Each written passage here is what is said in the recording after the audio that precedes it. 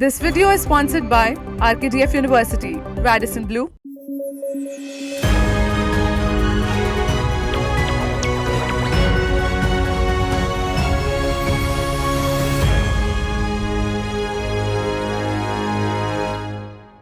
Good morning, I'm Vidusha Agarwal and you're watching News Flash.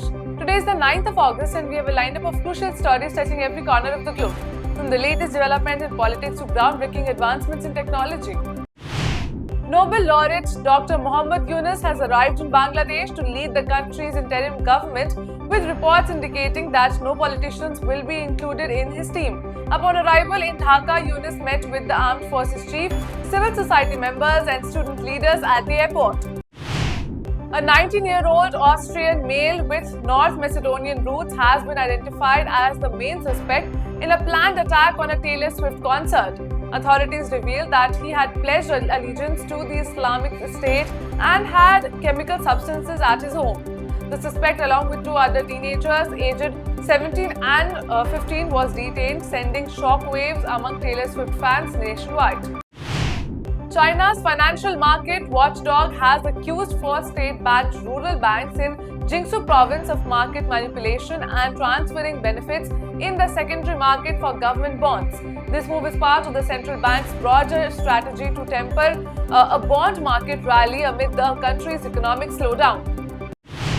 Former President Donald Trump announced that he will hold a news conference on Thursday at his Florida estate. This will be his first public appearance since Vice President Kamala Harris secured the Democratic presidential nomination and chose Minnesota Governor Tim Walz as her running mate. Russian internet monitoring services reported a significant outrage of YouTube on Thursday as authorities intensified criticism of the platform. Thousands of users across Russia experienced disruptions, with many only able to access YouTube through virtual private networks, also called VPNs. Just last week, Sheikh Hasina was the face of Bangladesh, leading the most India-friendly regime in the subcontinent. Now, with Hasina ousted from power, radical mobs are wreaking havoc across the country. The pro-Pakistan and pro-China Bangladesh Nationalist Party and Islamic Jamaat-e-Islami have swiftly risen as dominant forces in the chaos.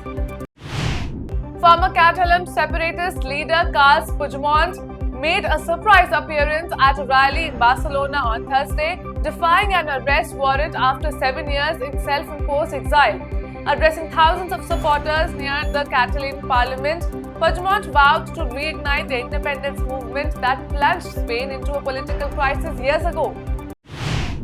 A study by International Intrigue, a media company founded by former Australian diplomats, found that the US pays its home-based diplomats the highest among 16 G20 countries, while Beijing ranks near the bottom. The reports highlighted by the South China Morning Post compared the salaries of recently promoted mid-level diplomats at their headquarters, adjusted for purchasing power parity. The United States has launched around 800 missiles and conducted 7 rounds of airstrikes against Iran-backed Houthi rebels in the Red Sea, making it one of the most extensive military campaigns since the fight against ISIS. Now, however, the operation has not yielded a significant results and continues to place a considerable financial burden on the US Treasury, with no clear resolution in sight. It is time for a break now. We'll be back with more news. Stay tuned. इस तरह आरकेटीएफ विश्वविद्यालय राज्य और देश के आधुनिक और उच्च विश्वविद्यालयों में से एक है।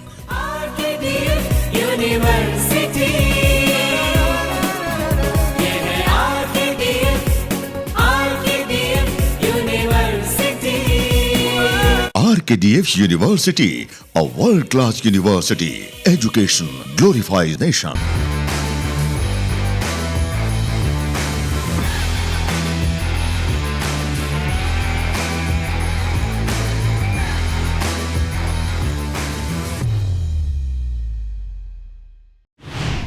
In the midst of Bangladesh's ongoing political turmoil following former Prime Minister Sheikh Hasina's resignation, a group of lawyers issued an ultimatum on Thursday, giving the Chief Justice and all appellate division judges 24 hours to resign voluntarily from their posts.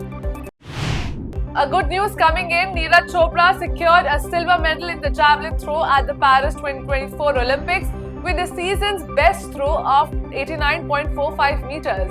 Pakistan's Arshad Nadeem won the gold, setting a new Olympic record with a throw of 92.97 meters, becoming Pakistan's first individual Olympic gold medalist. A 6.9 magnitude earthquake struck southern Japan on Thursday, followed by a stronger 7.1 tremor on the island of Kyushu, according to the United States Geological Survey. A tsunami advisory has been issued in the response to the seismic activity. India's forex reserves reached a record high of USD 675 billion on August 2, as announced by Reserve Bank Governor Shaktikanta Das on Thursday. This surpasses the previous all-time high of USD 670.857 billion recorded on July 19. Das highlighted that the country's external sector remains resilient, as evidenced by improvements in key indicators. Due to the ongoing unrest in Bangladesh, all Indian visa application centers in the country have been closed until further notice. The situation in Bangladesh is expected to stabilize with the interim government set to take oath on Thursday evening.